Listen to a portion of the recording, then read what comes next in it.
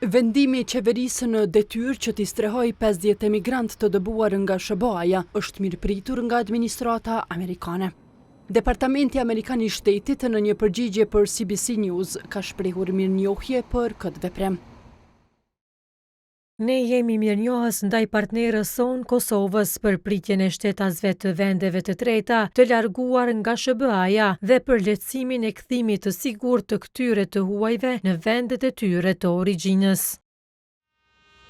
Kryeministri në detyrë Albin Kurti të njëjtën tha se nuk i posedon hollësitë e procesit të strehimit të këtyre emigrantëve.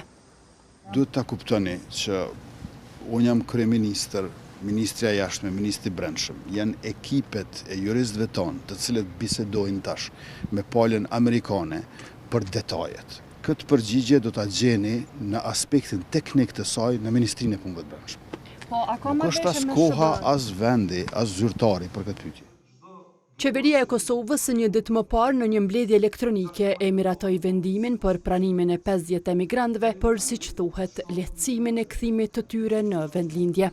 Paraprakisht, Departamenti Amerikan i Shtetit pati konfirmuar se vendet e rajonit të Ballkanit janë kontaktuar në kuadër të një strategjie më të gjerë amerikane për dëbimin e shtetasve të huaj pa status të rregulluar. Sipas raportimit të Bloomberg, bëhet fjalë për emigrantët kryesisht nga Kuba, Haiti, Nikaragua dhe Venezuela, të cilëve u është tërhequr statusi i përkohshëm ligjor në SBA.